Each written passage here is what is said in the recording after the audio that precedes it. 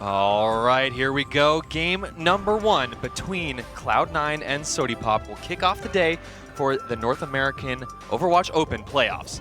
The winner of this will actually be going to Atlanta, Joshi. So, a lot on the line now as Cloud9 will take on the underdogs of SODIPOP. And here we go. It's going to be control point starting off, and we haven't seen a lot of control points so far in this in these playoffs in general. So interesting to see us going here first to Lijiang Tower. Yeah, I thankfully have gotten to cast a couple of them because I do find these very exciting. They play out a lot differently than payload maps, and I feel like underdog teams generally have a good equalizer when they take it to these control maps. So Grim Reality starting on the Tracer, not surprising. Reaver is going to be on the Cloud9 Tracer, Surefour playing that Genji that he knows and loves. Agility's very solid Genji player as well, almost a mirror composition, but Hype is going to be playing D.Va to start us off. Actually, very similar compositions except for that D.Va. It's instead, well, actually, what? Yeah, we got triple tank. We got triple tank and 2 DPS. So it's actually just one support here for SODIPOP. That's pretty interesting. We actually saw this yesterday. I'm not sure which match it was, but there was a Lucio-only control map yesterday as well. It may have been SODIPOP, in fact, with Jer being trusted to keep everyone healthy. The 3 tanks, of course, do have a little bit of meat on their bones to be able to keep themselves alive, but normally you'll see a Roadhog as the 3rd tank, not D.Va. So kind of interesting. Actually, Winston, instead of a Reinhardt, is also kind of different, but it's just the control point map that they're on here. Winston needs that verticality just in case of some sneaky moves. But Reaver gets his pulse bomb on Hype very quickly. Hype gets a return kill on Adam. Surefour just looking for whatever is a good target as his Dragon Blade builds up. But the only healer seems like the best target, of course. He just dashes right through Jer and takes out Nomi as well, continues slashing, finds Hype out of the D.Va suit as well. Everything went super well for Surefour on that. And everything has gone super well so far here on Control Center, and absolutely not even breaking a sweat here for Cloud9. And I don't even think that they needed to use that sound barrier at all, but Grego just wanted to make sure that Surefour had all the extra health he needed to use that Dragon Blade. And SODIPOP now actually has the ultimate advantage because so many ultimates were blown in that last fight, so we'll see if they can take advantage of that. It's going to be 3 versus 2. Actually, Kaikai just gets his, and he's going to be able to open this up very quickly. Only 1 kill, though. Make it 2, make it 3. Cloud9 snowballing out of control here, using all kinds of ultimates in almost every engagement. And once again, SODIPOP has an advantage for this next fight, but Cloud9's just going to keep popping them. It feels really good as Genji when you see the Graviton Surge catch so many, because you can triple star in and know that you're just pushing out tons of damage. Surefour actually collected 3 of those killing blows. He's got Dragon Blade built up already again, so if they just alternate this, Dragon Blade, Graviton Surge, Dragon Blade, Graviton Surge, SODIPOP's not going to have a chance. Hype actually has had a lot of struggle here on D.Va so far. Haven't really seen him do a whole lot yet. Agility's actually getting taken out very quickly by this Dragon Blade of Surefour. He gets melted down, though. The Zarya beam is going to be the hero. Jer actually getting the killing blow, but again, if Jer gets focused at all, SODIPOP's sustain is actually going to fall apart. Yeah, almost a little bit too ballsy there by Surefour, coming all the way behind the team, all completely by himself, but yet it's still working out for Cloud9. They're just seeming to win all of these fights with no Discord orb. They're just not having the damage output that they might need here. And I don't know, I think that the D.Va pick is interesting on this point, but just feels like this composition wasn't built to output enough damage, Joshi. I agree, and I think that is something I actually asked ZP about during the European portion, was we saw triple tank out of one of the underdog teams, and I thought, how are they ever going to kill anybody? And they're like trying to just sustain, but you can't outlast Tavik and those guys for very well. And this is playing out in a similar fashion where Surefour and Reaver, we've already sung their praises as incredibly good DPS players. Surefour definitely getting a ton of distance and kills there with his Dragon Blade and dash resets. Kaikai set up that Graviton Surge. If you notice actually in that last clip, D.Va walked in with the defensive matrix up. Kaikai just literally took a step around him to the right and then launched the Graviton Surge. Like, it's really easy to counter when you know that it's coming, and they're hinging so much on that ability. Yeah, nothing more frustrating than playing as Zarya. Finally getting that ultimate up, and it's just absorbed by D.Va, but here we go, moving on to the Garden phase, and any kind of switch up for SODIPOP. In fact, no. It's going to be the same exact composition as they're going to just try it again. Maybe they don't have a Zen player. Maybe someone should invest, as that is actually, we were talking about this earlier, in competitive play, it always seems to be the team without the Zen that ends up losing, and in this case, it seems to be no different. Tibet and Reaver actually just jumping in on whatever target. Adam, of course, discording whoever is close by or threatening him. Reaver down to 8 HP there, does manage to survive, catches that Harmony Orb from Adam, and it is going to actually still not have the point determined yet. That was a very long fight, but Cloud9 is going to secure it. Yeah, Cloud9 now getting the first capture, and once again looking somewhat dominant for Cloud9. I mean, Surefour right now just feels like he doesn't even need to play with his team. He's just going off by himself, getting the kills. Even if he goes down, his team will have ultimates and they'll have positioning advantage to take the point and keep control of the point as well. It's interesting, the triple tank, like, it's almost a trickle already. Why are they going in with Zarya? Your other two tanks just died. Diva's down, and Winston just died before you, so you know you're going to get focused if you walk across that bridge. I'm surprised they're even still alive, but they may just be spacing these kills out. Cloud9 knows that they're pinned in this house, and they're going to force a trickle for even more percentage. And Jur somehow falls off the ledge, too, so down and out the Lucio for the next fight. I'd really, really like to see SODIPOP just slow down for a second, just find some way to build up a couple of ultimates, engage with the sound barrier, something like that. But they have to push as a team. Yeah, they're just, the whole 45% that we've seen so far, they have come in almost one or two at a time, and they have not explored the hallway side at all. They have not picked a composition that allow them to just jump this gap, which you sometimes will see Genji, Winston, D.Va, all can just fly over the gap, and they're not, choosing to use that entry. But here we are on the bridge again, this time with the sound barrier helping them out. Hype is going to be forced to reload very quickly. Graviton Surge coming out from Cloud9, Pulse Bomb combo, gets the multi-kill. Nomi, Hype, and Hype all down.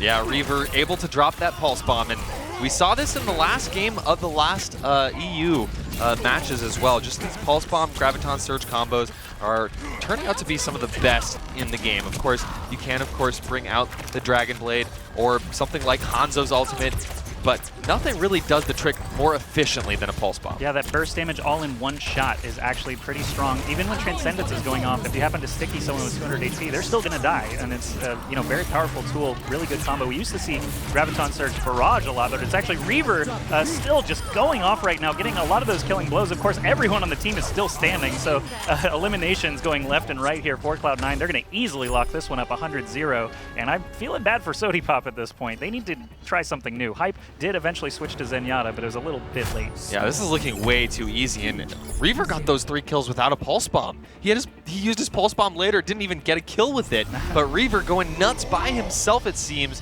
And SODIPOP, I want to see them switch up the composition. They're trying something else potentially even weirder. Are we about to see 76 in play? I mean, this hasn't happened for a couple of weeks at all. 76, this is the only point. Yeah, I was going to say, this point, if they had a specific strategy, Soldier could go up on the ledge and provide some cover fire, but it's still not the best damage at range, so it's still not, not even the most optimal choice for that kind of strategy. So I'm not surprised to see him swap to McCree.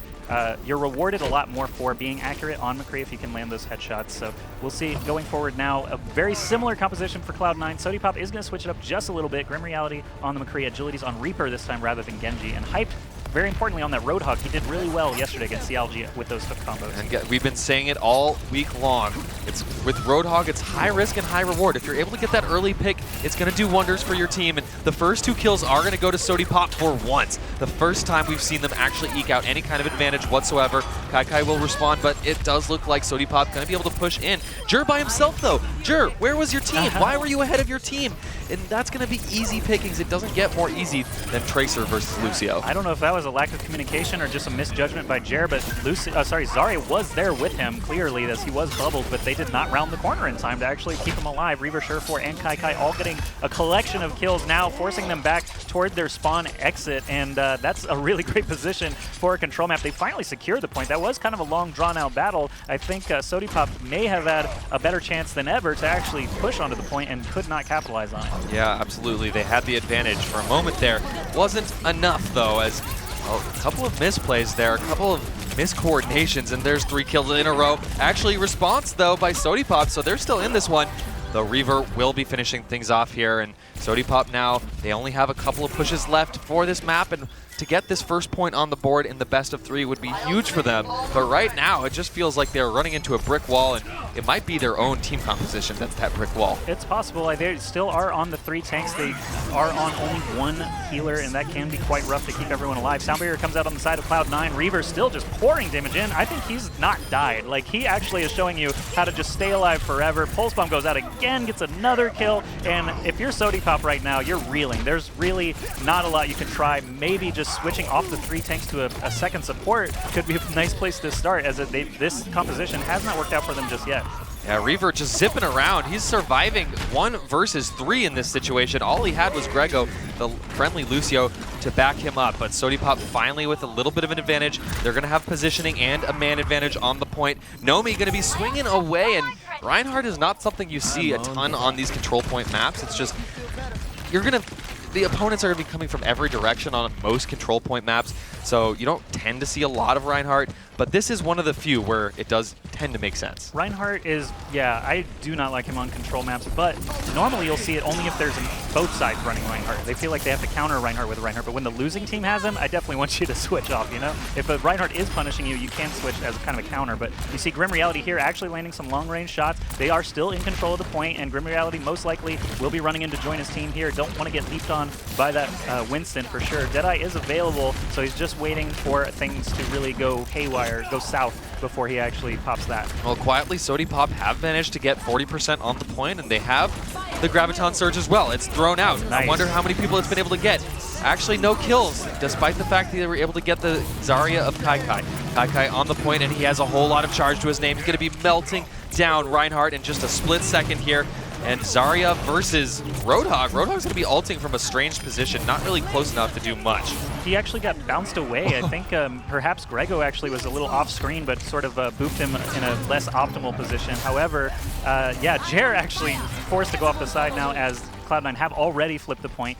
The spacing is so odd. They had control of the point and they weren't all together. Of course, you can't be too clumped against a Graviton Surge Dragon Blade threat, so it just, their positioning just seemed weird though, with, as you said, with Hype outside. Surefour finally popping the Dragon Blade, does not need the Graviton Surge to just go ham, and everything is coming up Cloud9 with these Dragon Blade ults. Yeah, the last chance is squelched, is extinguished. And here, SODIPOP will go out in magnificent fashion, unfortunately for them. Lijiang Tower, we think this may have been their pick. Is that correct? Well, this is the first map. They do tend to enjoy the control point maps.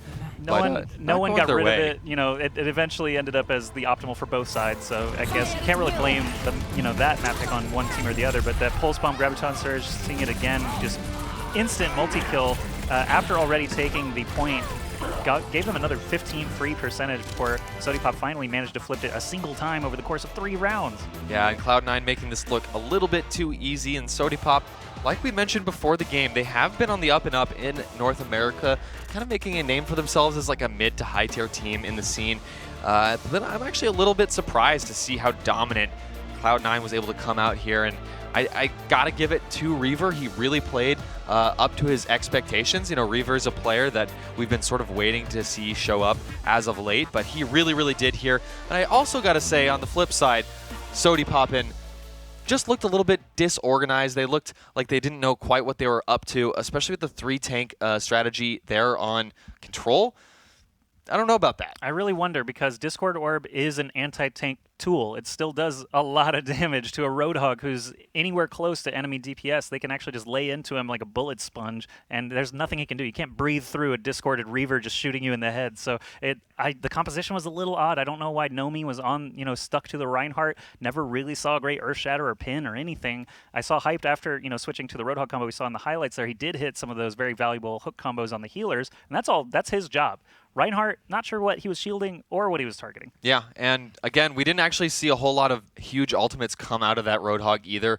Of course, going whole hog can be really impactful. You can knock people off the point, but he was never in a position to do that. He couldn't even get into the point close enough to make that happen. Closed spaces, like hallways and stuff like that. Lijiang Control Center would have been a great whole hog, like basically anywhere in the Control Center is great because you have that backstop and you're guaranteed to pour damage in. But yeah, just the ults were not going their way.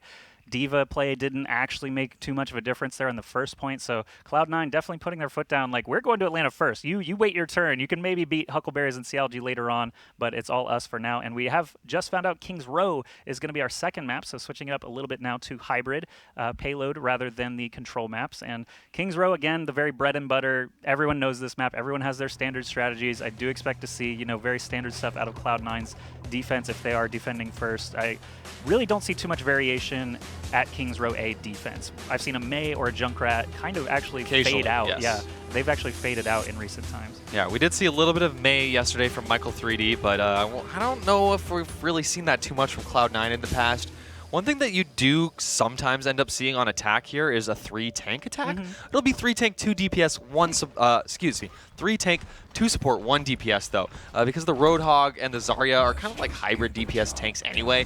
So running with a Roadhog, a Reinhardt, and a Zarya can be something that you see a lot of teams do. But we're going to start out with Cloud9 on defense, and just as predicted, it is a standard composition. And we've seen Surefour play Reaper here and there, but Reaper really on this first point has become almost a staple of every team composition. Yes. And that's because he can heal for his healers. And on this point specifically, it's very easy for Reaper to stay behind the library with everybody and gun down the biggest threats. And you used to have the Fantastic Four, which was Pharah, Mercy, Lucio, Reinhardt. Now it's the standard 6 here, the defense for Cloud9. We do have Nomi moving forward very quickly. Reinhardt's great here. Reinhardt, totally fine. Yeah. Let's do it. Fantastic. And it is actually the 3-tank setup here for SODIPOP, as they're going to be trying to wear down that enemy Reinhardt shield with Roadhog as quickly as they possibly can, and that Reinhardt shield will be going down. But that said, Nomi doesn't have much to his name either, and Agility's the only DPS player for SODIPOP out really early in this fight. Surefour is going to be able to get the kill, and that means that the entirety of SODIPOP has to run with their tail behind their legs, between their legs, as they got to go back to spawn. Reaver looking for an additional kill. Jur has to find a way to survive here, and I'm actually kind of surprised Reaver didn't chase him down. Yeah, actually that may have been an okay spot. He didn't know exactly when the spawn times were. I think Reaper was maybe the biggest threat. Actually, sorry, not Reaper. It would have been a Genji respawning there for Agilities, who has actually a really good Genji. So I'm really hopeful that the Dragon Blade is going to be able to dislodge Cloud9. Otherwise, SODIPOP is looking at another very scary map in front of them. Yeah, Hyped nowhere near to the Graviton Surge though. Debet will drop the Earth Shatter. Nothing will be collected, but Surefour still gets a kill nonetheless. Hyped a little bit overextended, and this should be more kills. Nomi will go down to the Fire Strike in the end, and look at this. Debet just used his Earth Shatter, already back up to 43%. Yeah, getting those kills definitely raises that percent super fast. I think the sound barrier there from Cloud9, again, it's kind of just an insurance play. They didn't necessarily even need it. I'm not sure, we didn't have a full view of the map, so I'm not sure if someone was taking a bigger threat than Reinhardt, but he seemed totally fine. Just 1v3 there in the front. Surefour diving in with the Death Loss is going to be countered by the Transcendence and Sound Barrier. Unfortunately, they use both of those support ultimates. And they used it at the wrong time, because here comes the Graviton Surge. However, Grim Reality and Agilities, now Grim Reality has switched over to McCree, and it seems to be working out as SODIPOP eking out some kind of equality here. They're able to get some kills. Grim Reality will continue, and finally SODIPOP getting some win behind their back. It looks like they're going to get this first point. After such a strange fight, too. Several ultimates came out. We were just criticizing SODIPOP. This is something actually that Hype said in the interview, that they mistakenly used both support ultimates a couple of times against CLG, and it just didn't end up mattering. Here it's going to matter a lot. Every misfire is going to be compounded against a team like Cloud9 that take advantage of every mistake. Grim Reality, big plays there actually to get them on the point. Actually, I think Nomi even had a pin in the mix there, so getting that payload started finally. They do have 4.5 minutes. It wasn't the slowest capture ever, so still a reasonable time here for SODIPOP. Yeah, Cloud9 looking to push quite a bit further forward than you might necessarily expect here. They're going to look to try to get some of the Zarya charge as early as they can. They already have gotten a little bit, and Grim Reality has played well as McCree, so looking forward to seeing what he can do here. Debet's shield will go down though, so I think Cloud9 probably best that they fall back a little bit here, as they are going to look to rebuild that Reinhardt shield up. But where's SODIPOP? They haven't actually taken any advantage of this. They're looking very passive right now. Nomi is the leading force here with the Reinhardt shield, of course. He finally got back into battle, and now you see them actually engage. We've got a Sound Barrier, Graviton Surge from the offense, and a Deadeye going in. Not actually going to find any targets. Trying to round the corner. Still got some time left on. He's going to pull the trigger, but Transcendence and the Reinhardt shield comboing to allow no one to go down on the offense. Reaver still taking some shots, but Grim Reality on the other side is the one collecting all the kills. Finds the stun, but can he get the kill? And this is now looking fantastic for SODIPOP, as Grim Reality putting the team on his back. Well. Was that 4 or 5 kills, It was Joshy? 5 kills, I think. Must have been at least 4. Yeah, I think it was actually 5. He had 2 to open and 2 to finish. Definitely sunk in some damage throughout. So now Cloud9, they were holding strong up until about 2 minutes remaining on the clock, but suddenly SODIPOP has dominated the Streets phase, maybe a little bit because of Cloud9 overextending just a tiny bit. And now, all of a sudden, SODIPOP SODIPOP looking great with plenty of the time on the clock to get through this final phase. Yeah, some ults actually do completely counter others. Deadeye does not completely counter a Graviton Surge that catches half your team, and I think Grim Reality definitely paid off. Reaver used his ultimate a bit uselessly, unfortunately for him, but now the cart is still moving. It's being pushed, and there's no defense alive. Grim Reality still just all over the kill feed with the golden gun. He is playing like it is James Bond. All right, Surefour has switched on over to Genji, so we're seeing him play a little bit of Genji on the final phase here. He was playing Reaper before, and Genji does make sense. Of course, you can get that high ground very easily. It's really, really nice to take high ground position. You can switch between the left or the right hand high ground whenever you please. But he's actually pretty close to a Dragon Blade as well. Kai will be looking for a huge Graviton Surge as SODIPOP is rounding this next bend. They're not quite bunched up enough yet, but as they push forward, they might just bunch up in the perfect way. It looks like Surefour will have his blade out for this next fight as well. Is he going to get any value from it? Oh, he's just 99%. Dragon Blade, maybe not. Deadeye did actually get a kill there, but there's the blade coming out, finally countered by Transcendence. Flash and headshot combo from Grim Reality, shutting it down. That opens a wide door now for SODIPOP to get a lot of mileage here. If they can take out this Lucio, Transcendence is going to be popped by the defense to try and keep them alive a little bit longer, but Grim Reality is just keeping himself alive, doing such a good job. Tanks moving forward now. Can they find any more kills with that Earth Shatter? I think it's going to be enough to get a lot of space here. Kai sitting on the cart alone is going to fall. Wow, SODIPOP with so much momentum now after starting out slow here on King's Row. It's really been the Grim Reality show. He's just making it happen for his team, and now he's going to have the zoning ultimate as well. This makes it so hard for Cloud9 to come out. Surefour, he's deflecting as he rounds the corner. Grim Reality didn't want to wait at all. He pulls the trigger, but he will die because of it. Agility's still on the point, though. The kills are still going the way of SODIPOP. Nomi going to get 2 as well. And that's actually a good time set. Totally. A very just good time. Just under 6 minutes. Yeah, just 5:55 or so.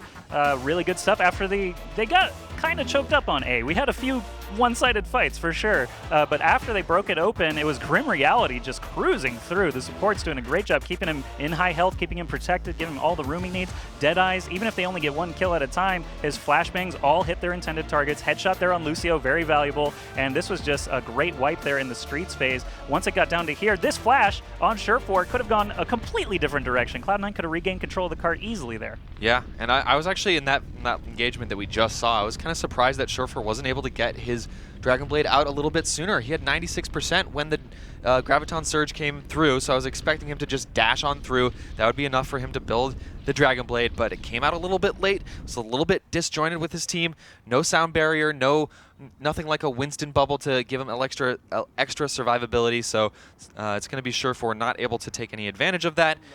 Everything said, though, Joshy, 5 minutes 55. Great time for SODIPOP. Yeah. They got to feel good about this, but Cloud9 defend. definitely has the ability to beat this time, especially on this map. They've played this map hundreds of times, most likely, in tournaments, most likely.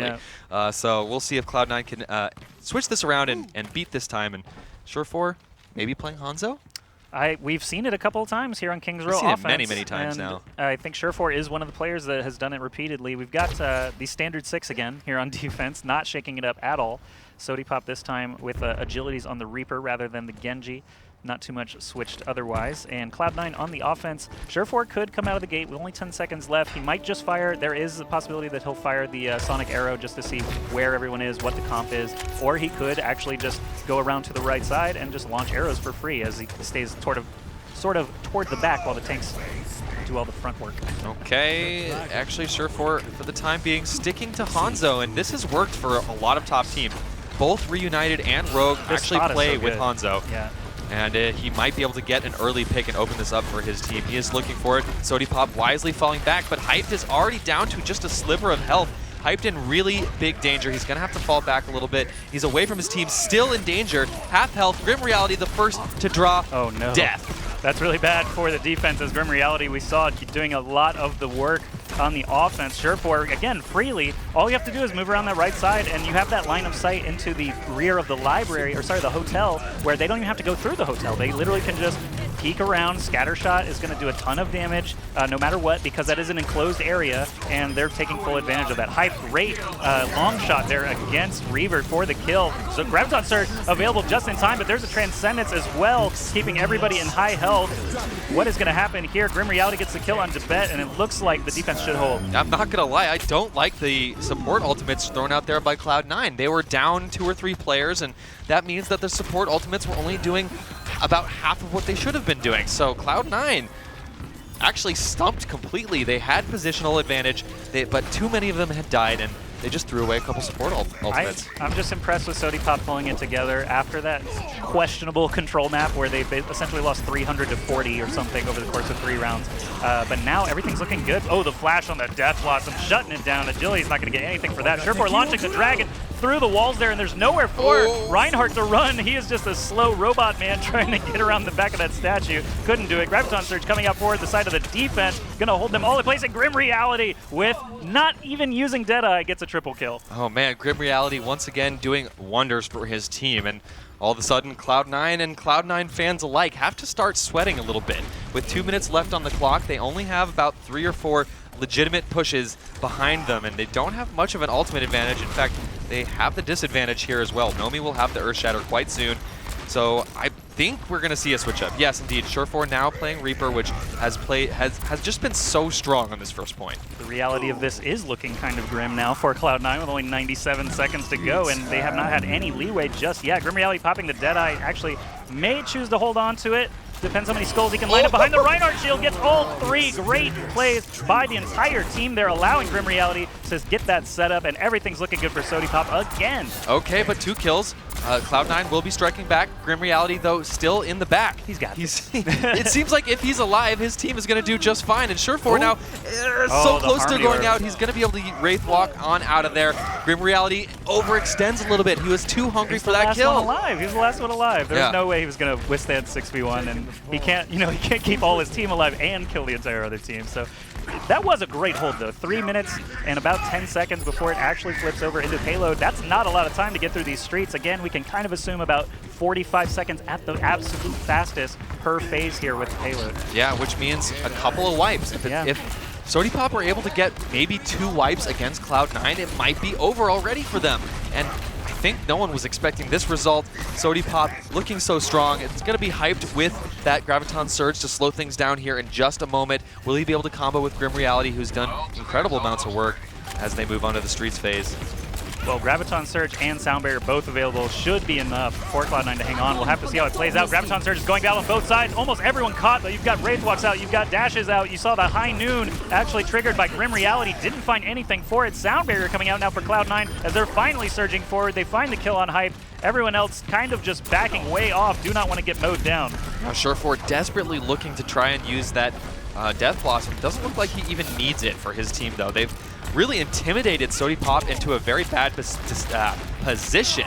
Agility's now actually all by himself on the left side. Agility's will be looking for the flank. Here he comes from behind, but it's telegraphed. He's way too by himself. He's not even close to with his team, and the big flank does not work out for him. Charge comes in from the defense. He's off on his own, catches the Discord Orb as well. So yeah, Nomi not going to last long with that kind of play. Hype goes down shortly after, and Cloud9 surging forward. They have 1 minute and 22 seconds for this last phase. Gonna still be very close. SODIPOP may even want to consider some switches. Maybe a Mei could pop out, or a D.Va, to try and just buy them the seconds they need here. Potentially something like a Winston could work as well, but Cloud9, they have to make it happen. They can't really get stumped here.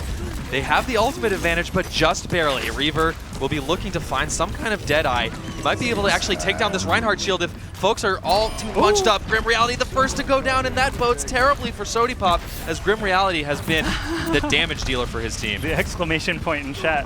What is happening? Cloud9, they're just stomping through. We thought the Street Trace from SODIPOP was so good, and the Jur kill, oh my goodness. Lucio going down is also terrible. Nomi getting lost. Hype going down. This is total trickle mode. I don't know if they can do it for 35 full seconds. They needed to contest way earlier than this. And actually would like to see a Mei at this point, but Cloud9 will do it. They had us nervous. They had their fans nervous, but the clear favorites in this one will end up eking out a victory. albeit very, very narrow. Yeah, from checkpoint A all the way to the end there was so super fast. How did Cloud9 do it? I can't believe the opposition. Grim Reality was doing so well throughout that entire King's Row until Streets phase, and then he was the first one dead every time. That Deadeye pick at the very end and the exclamation point in chat, you could tell he was feeling really bad about that. Yeah, just 30 seconds left. If Grim Reality was up, could have gone differently, but to break this one down, we have been rejoined, of course, by DDK and ZP.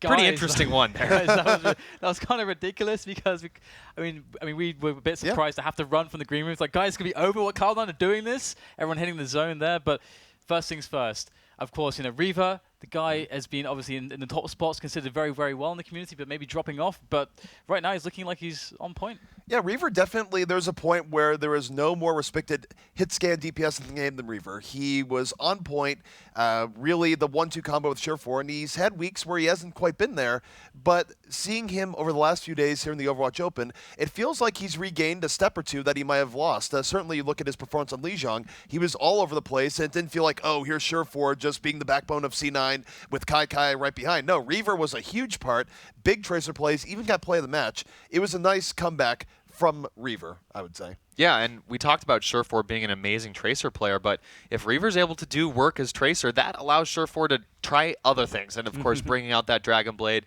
as much as he can, playing quite a bit of Genji on control, playing a little bit of Reaper and a little bit of Hanzo as well.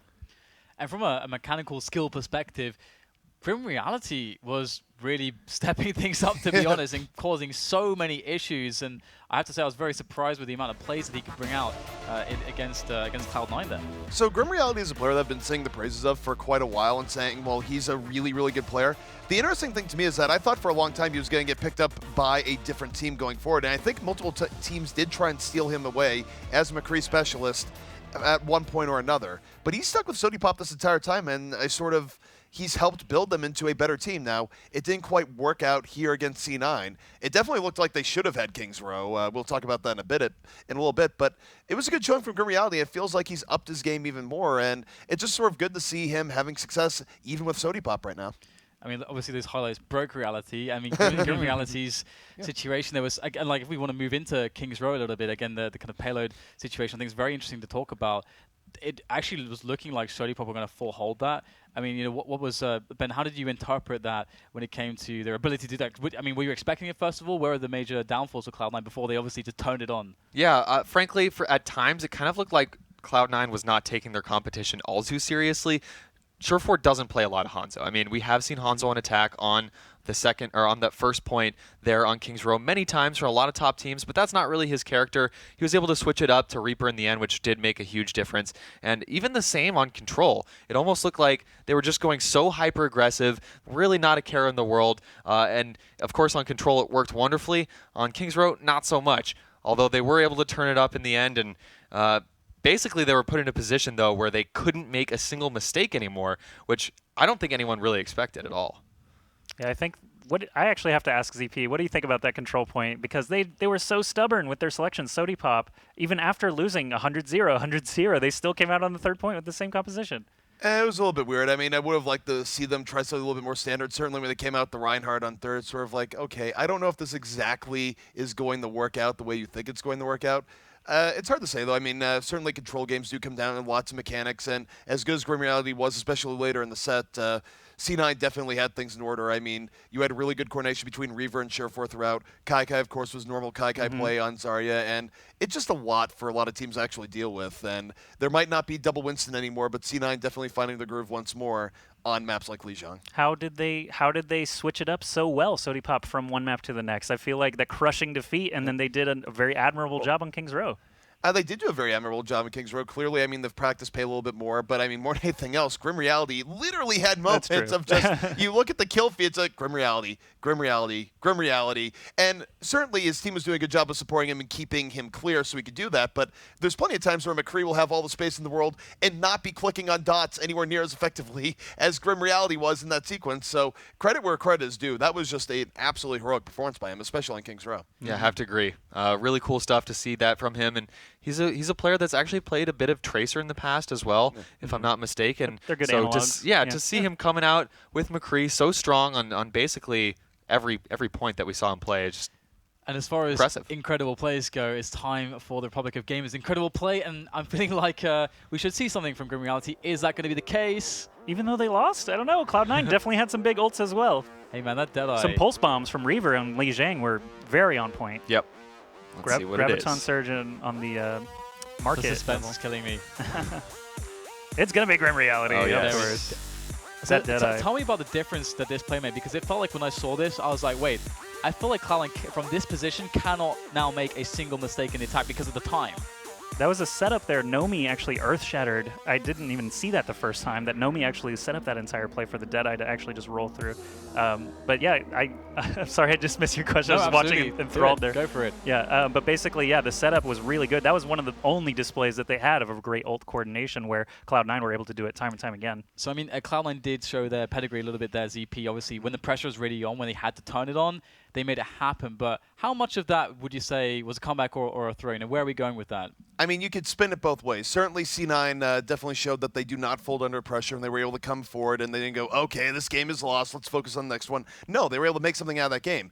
On the same note, if SODIPOP had just won one more fight, they would have won King's Row, and you can't absolve them of responsibility there. I think they thought they might have had it won already, and they did somewhat throw it away, but I mean, it's half and half there, right? Like, C9 had to play amazing, and SODIPOP had to sort of throw everything away, so it was a mix of both. Been unfortunate for SODIPOP, but it was definitely a great effort by C9. Yeah, I think if you actually look at it, it does come down to that the Deadeye coming out of Reaver. He was able to get Grim Reality out of the picture when they just had 30 seconds left, and that's really what solidified the win there for Cloud9, put the nail in the coffin. All right, we actually have speaking of Cloud9, we have an interview with Grego coming up. So do we have Grego on the line? There he is. All right. So ZP, do you have any questions for Mr. Grego? First off, Grego, congratulations on your victory here. Definitely good to secure your berth to Atlanta, so congrats to that. Definitely a nice pick-me-up after the last weekend where things have been a little bit rough, but it seems like you guys are on the upswing.